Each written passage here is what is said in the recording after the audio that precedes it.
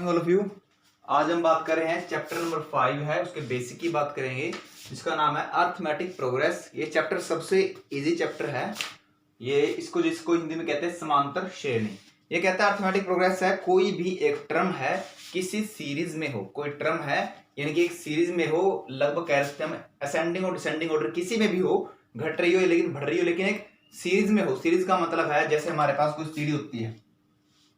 अब सीढ़ी में क्या होता है कि मान लो ये उसका फर्स्ट स्टेप है, ये सेकंड स्टेप है, ये थर्ड है, फोर्थ है, फिफ्थ है, सिक्स्थ है। इसमें क्या है, अगर मान लो यहां से ये इसका डिस्टेंस है 5 मीटर, तो ये भी कितना ही होता है 5 5, ये भी 5, ये भी 5 और ये भी 5, यानी कि एक लगभग सब में एक सेम डिस्टेंस मेंटेन हो रहा हो। जैसे मान लो अगर धरती से देखूं तो ये 5 है और ये यहां तक है 10 है और यहां तक ये 15, यहां तक 20 और यहां तक है ये 25 और ऊपर तक है 30, यानी कि कितनी भी हो सकती है। कोई भी एक समांतर यानी कि समान श्रेणी यानी कि संख्या, जैसे मान लो हमारे पास कोई भी डिजिट है, जैसे मान लो हमारे पास है 1 3 5 7 9 11 डैश डैश है चल रही है, मान लो या फिर 11 तक ही है।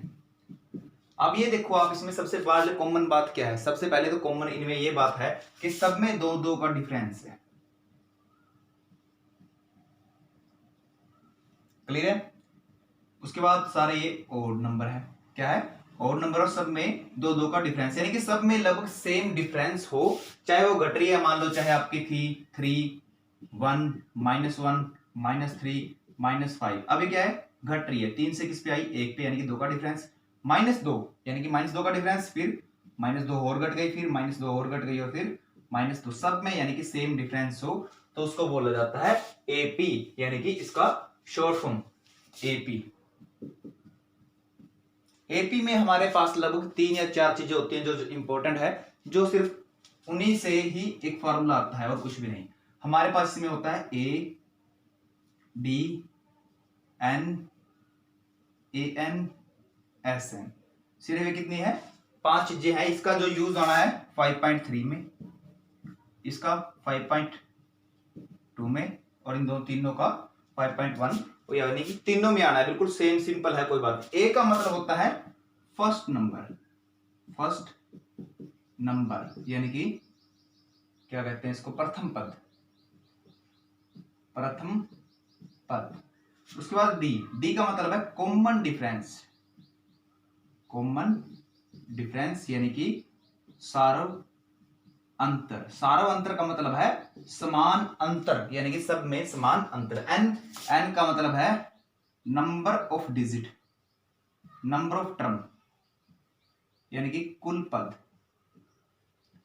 कुल पद। ये बताऊंगा आपको। ए एन का मतलब है अंतिम पद,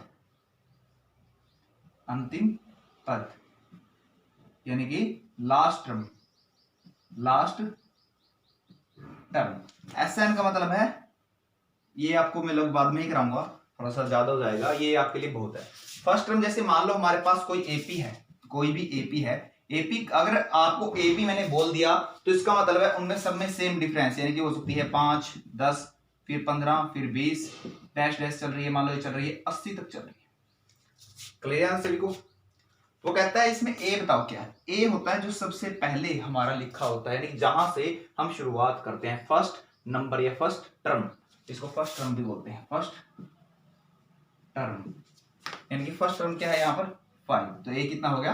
5। उसके बाद आता है डी, यानी कॉमन डिफरेंस। अब देखो इनमें डिफरेंस कितने का है? 5 का डिफरेंस है, कॉमन सी बात है, लेकिन निकाल लेंगे कैसे? आगे वाले में छोटे वाले को माइनस करोगे, यानी कि इसको आपका, वैसे अभी बता रहा हूं, बाद में एक और बात एग्जांपल दूंगा दूसरा भी, जो उससे ज्यादा समझ में आएगा। डी आ गया यहां से 5। एन, एन का मतलब होता है कुल पद। कुल पद का मतलब जैसे 1 2 3 4, क्या पता बीच में कितने आए, क्या पता ये 80 है, कौन से नंबर पे आ रहा है, 16 या 17 या 18, उसको बोला जाता है एन। मान लिया कि हमने ये 16वें पद पे आ रहा है, तो इसको आ गया 16, आ गया एन। क्लियर है? तो उसके बाद ए एन, ए एन का मतलब जो आखिरी में, मान लो कोई लाइन हमने यहां शुरू की और आखिरी में खत्म हो रही है। आखिरी में कहां पर खत्म हो रही है? 80 पर खत्म हो रहा है, तो हमारा ए एन हो गया 80। यहां तक सभी को क्लियर होगा? अब थोड़ा डी रह गया, बच्चों को क्लियर नहीं हो, या फिर थोड़ा एन, तो इसके बारे में हम देखते हैं। मान लो अब ए भी आपको पता लग गया, और डी नहीं पता लगा। जैसे मान लो हमारे पास दे रखा है 3 3 6 9 12 15, उसने बोला डी निकाल लो, फाइंड डी। डी का मतलब होता है, देखो हमारा जो ए था, ए का मतलब क्या है, फर्स्ट टर्म है, इसका मतलब A1 लिख सकता हूं इसको मैं। अब A2 इसका मतलब क्या है, सेकंड टर्म। A3 यानी कि थर्ड टर्म। A4 यानी कि फोर्थ टर्म। ऐसे करके डैश डैश डैश AN तक। AN का मतलब है लास्ट टर्म। अब देखो इनमें यानी कि मेरा क्या है, A1 है जो सबसे पहले है, ये है A2, ये है A3, A4, A5 dash dash, मान लो हमारे को देखा है यहाँ पर लगभग दे दी 90 डिग्री, यानी कि ये है AN, सबसे आखिरी में है AN, सबसे पहले है A।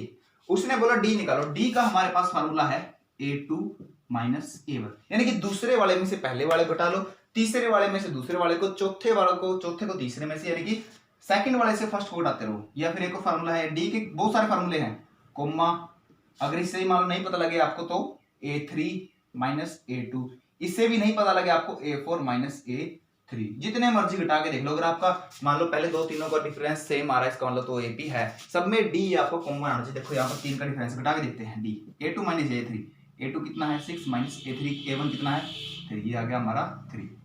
दोबारा से निकाल के देख रहा हूँ यहाँ से A3 माइनस A2 यानी कि 9 माइनस में 6 इक्वल टू में 3। फिर से D निकाल के देखा मैंने 15 12 माइनस में 9 इज इक्वल टू 3। जितने मर्जी निकाल लो, अगर आपके सेम आ रहे हैं तो वो आपकी AP है, यानी कि उसको ने वो बोल देगा आपको कि जांच कीजिएगा, वेरीफाई कीजिए कि AP है या नहीं है। अगर आपका कॉमन डिफरेंस है यानी कि D है, सब में सेम आता है, तब तो वो क्वेश्चन AP है, वरना नहीं है। ये बात आपने ध्यान रखनी है। उसके बाद हम N की बात, एक N बताना भूल गया, आपको बताया तो है लेकिन थोड़ा सा और बता देता हूं उसके बारे में। N मान लो CD है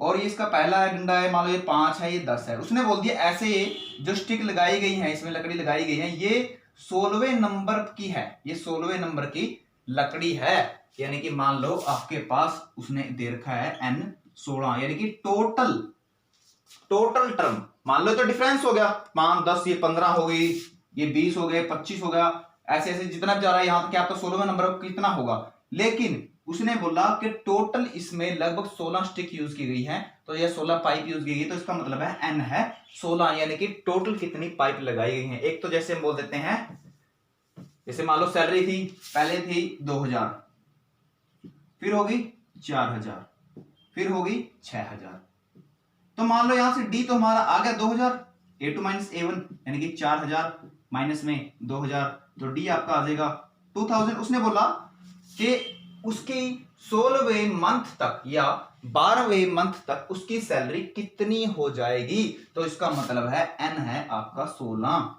क्लियर है सभी को।